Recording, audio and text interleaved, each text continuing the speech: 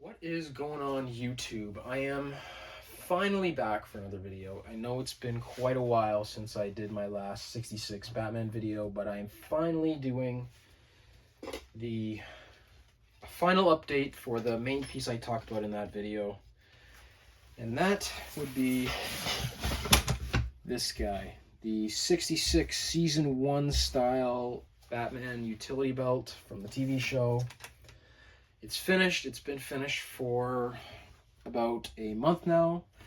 I did actually end up bringing this to a local event, the Toronto Prop Expo, with a number of other things I built. And I'll put a picture of my old little table display right now.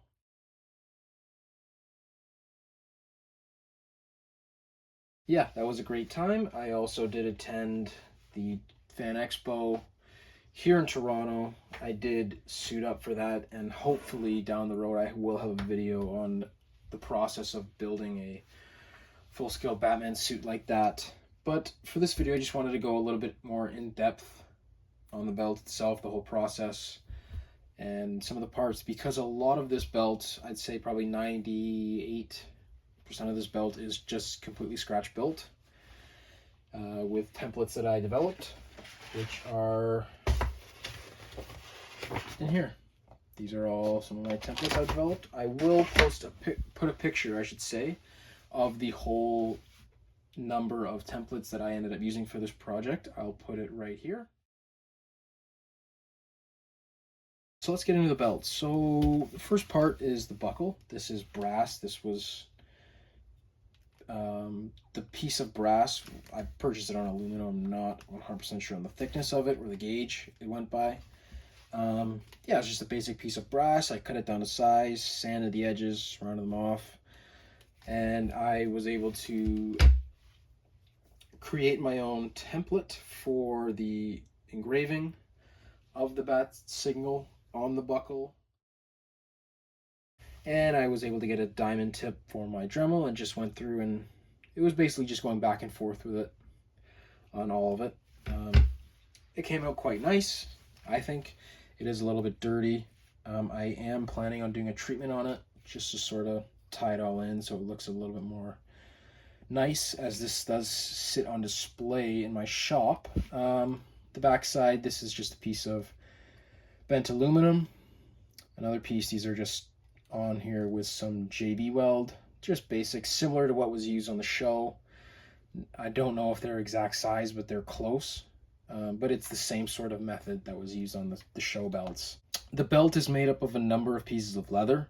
There's the two main pieces of leather on the belt. These are a bit of a thicker leather than some of the other components.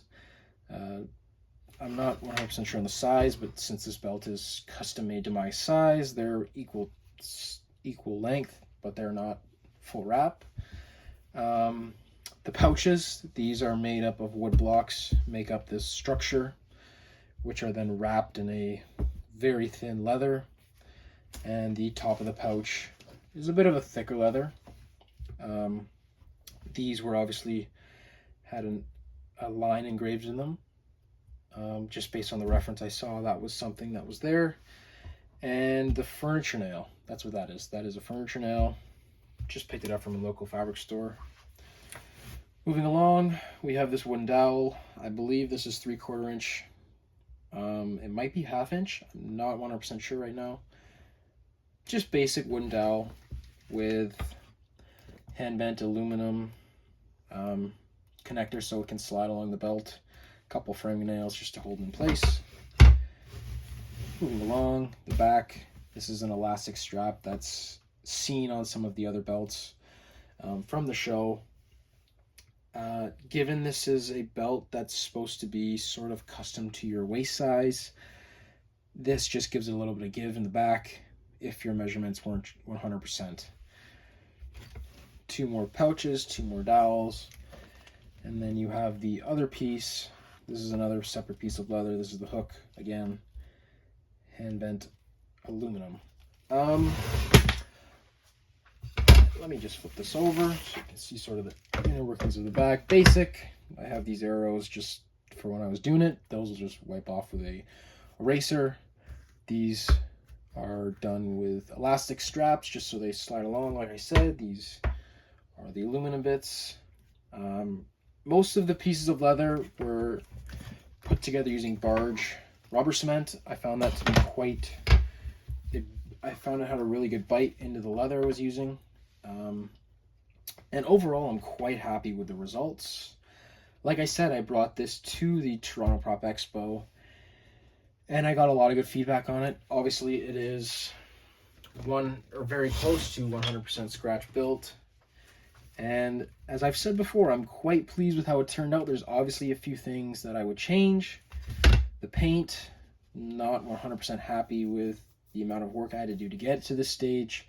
If I were to do this again, I'd probably use a different brand of paint. I used Angela's Leather deglazer. I did 2 layers of white, and I did 5 or 6 layers of yellow on all of it just to get it to the stage. Let it dry for a couple days and then assembled the belt. If you'd like to know a little bit more in depth of the whole process of this belt, I am going to link my RPF build thread to this in the description below.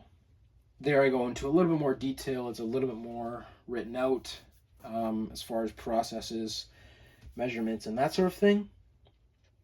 I am going to wrap this video up now, so I just wanted to show something I am also working on and hope to have a video about soon. More scratch building is these guys. These, if you don't know, are a piece from Batman Forever. Again, these are scratch built. I am going to go over the whole process. I do have a build thread on this already on the RPF, but I am going to go over the whole process of how I built these, molded them, cast them, and what they look like finished. So if you'd like to leave a comment, subscribe, reach out to me if you want to if you have any questions that need to be answered. Obviously, I'll reach out and answer them. But yeah, I think that's it for today. Hopefully another video will come in soon. Have a good night.